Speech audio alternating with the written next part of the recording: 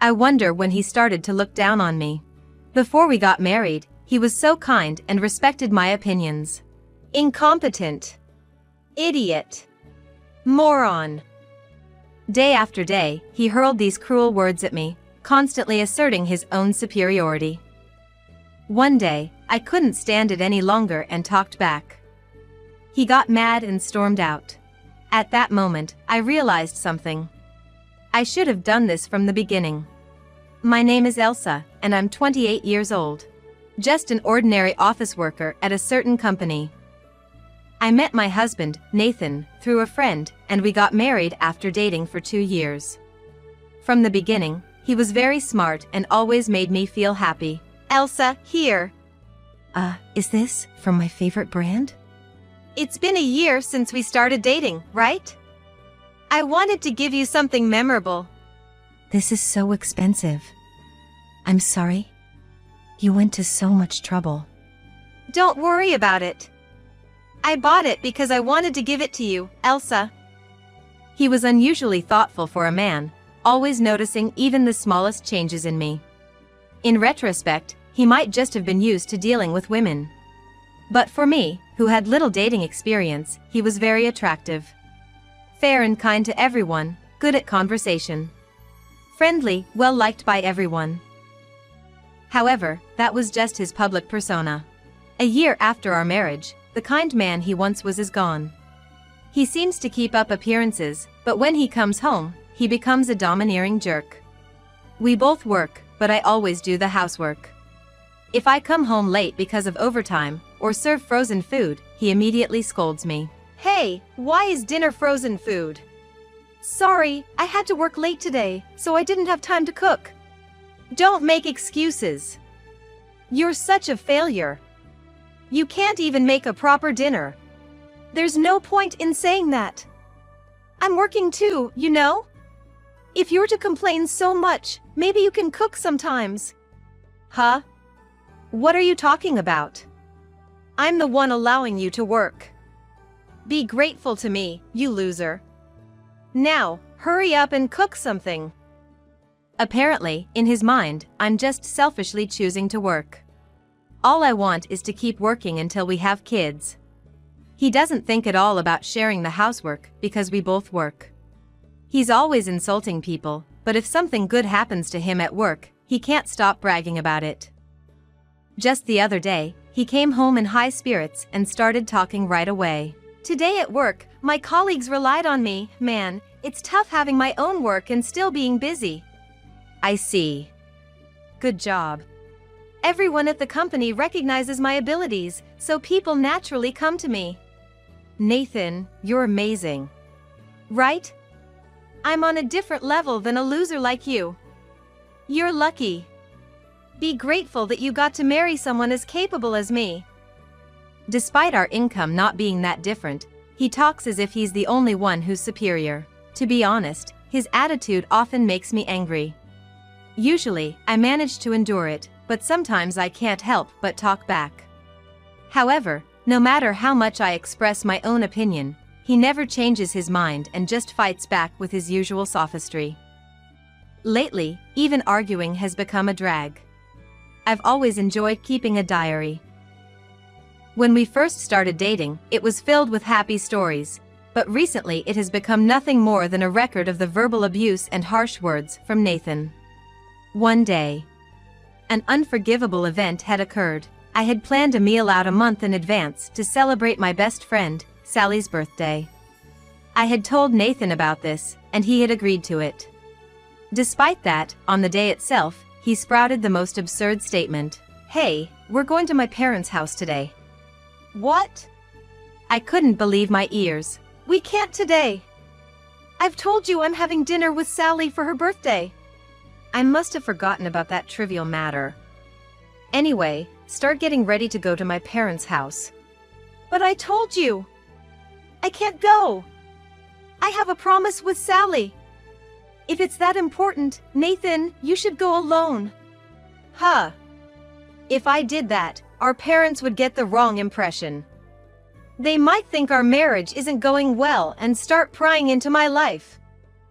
true to his reputation as a man of appearances. He only thinks about himself. With a heavy sigh, Nathan began yelling, his face turning red in anger. I told you to get ready quickly. You're a hopeless fool, and I bet your friend isn't any better. Excuse me? What did you just say? There's no need to celebrate such a person's birthday. It's a waste of money and time. Wait a minute, Sally is my precious friend. Take back what you said. I just stated a fact. Got a problem with that? Of course I do. I won't let you get away with insulting my close friend. I will never forgive you until you take back what you said and apologize.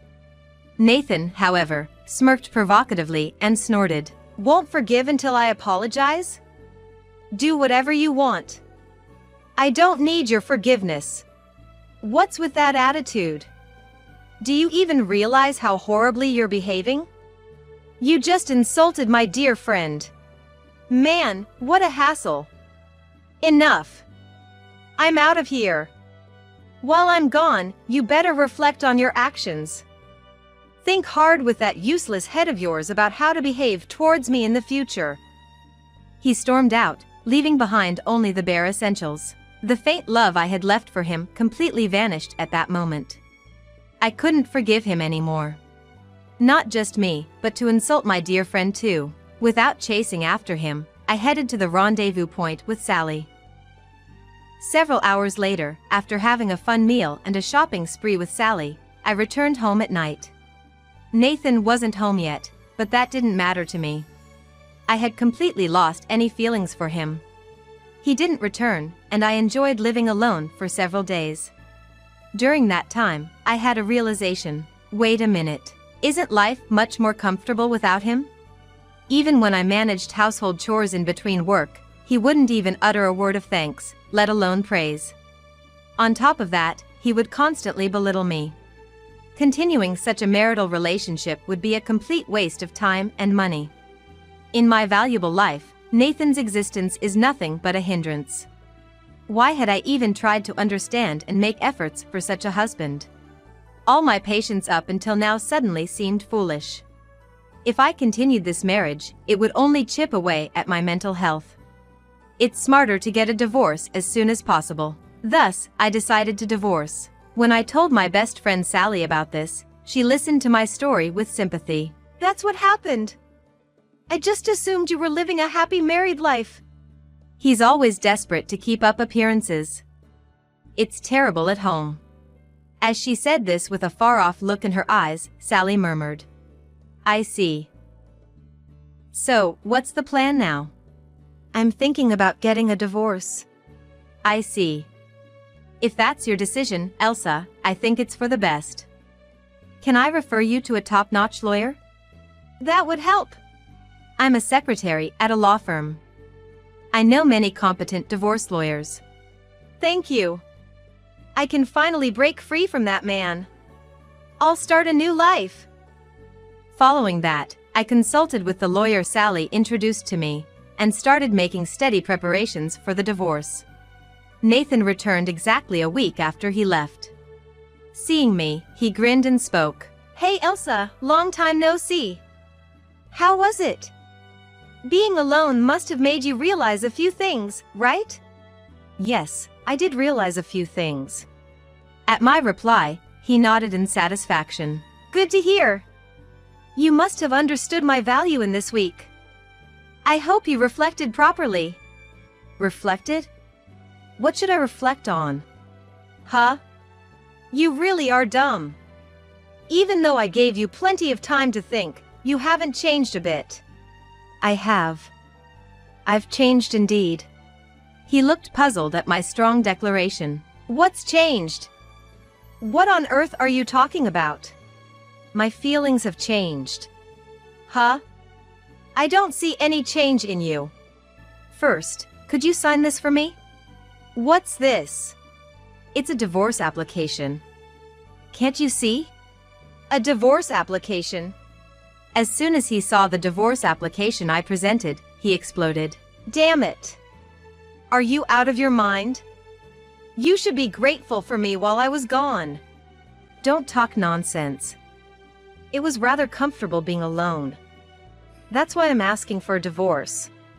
Fooling around. How dare you decide that on your own? Why do you think I left for a week?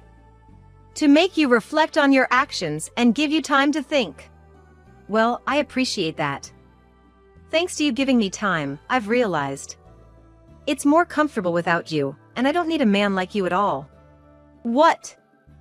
Nathan was probably shocked to hear that I decided to divorce him while he was gone.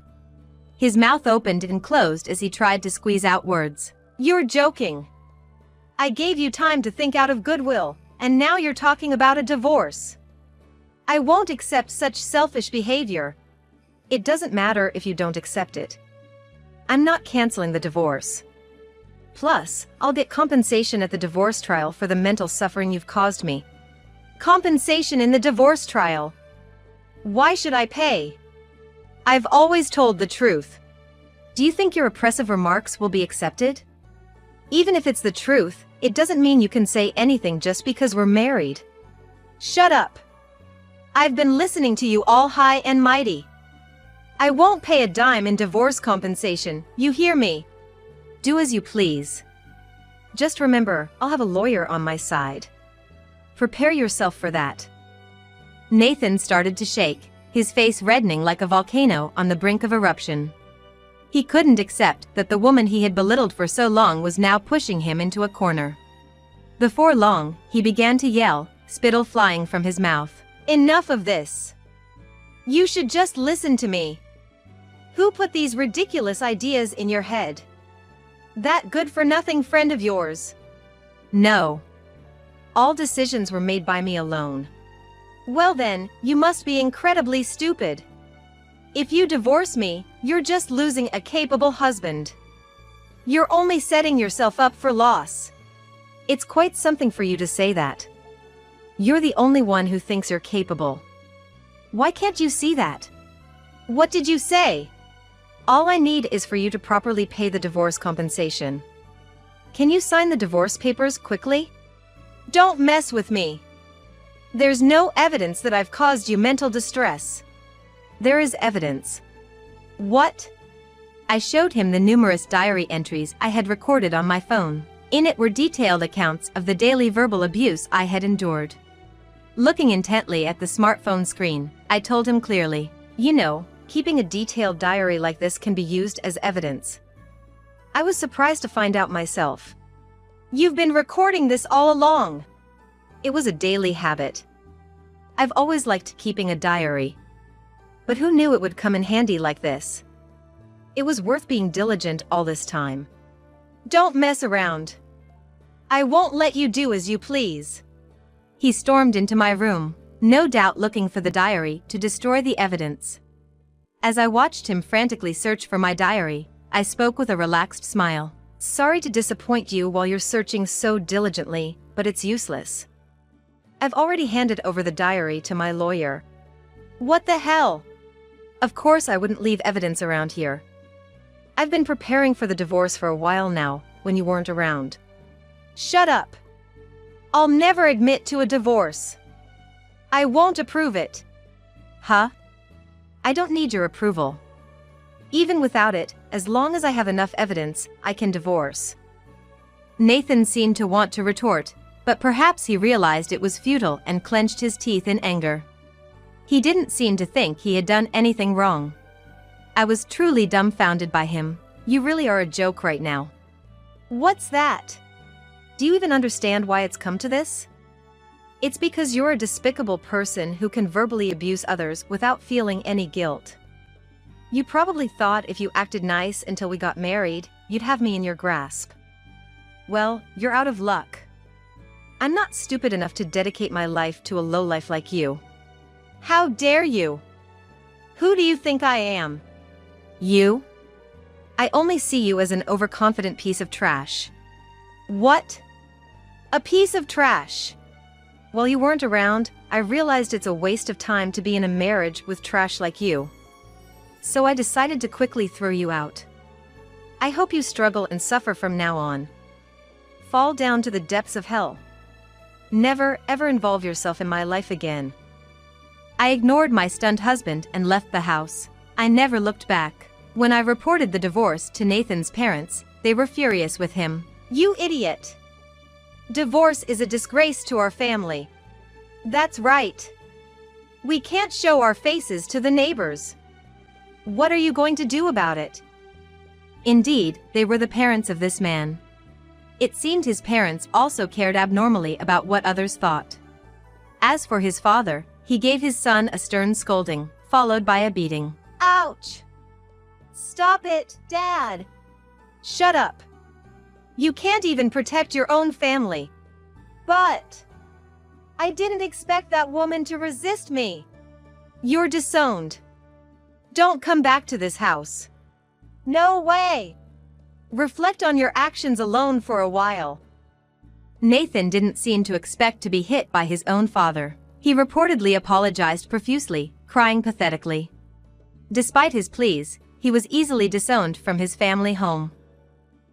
Afterward, my diary became solid evidence, and the divorce was finalized. I was also able to fully recover the compensation money from the divorce trial. Since I left, Nathan's life has been a mess. His meals consist of fast food or frozen food every day, and his suits are wrinkled. It's the natural consequence of dumping all the housework on me. The reason for our divorce gradually spread throughout the company, and his reputation at work plummeted. Now, it seems that the employees keep their distance from him, treating him like a hot potato. He was a man who used to brag about being relied on by his colleagues. He must be burning with regret inside. Honestly, it serves him right. On the other hand, after the divorce, I moved to a condo near the office, which made commuting easier. Being able to live without having to worry about his mood every day is the greatest joy. From now on, I plan to devote myself to work with renewed vigor. And someday, if I meet someone wonderful again, next time, I want to make a decision to ensure my happiness.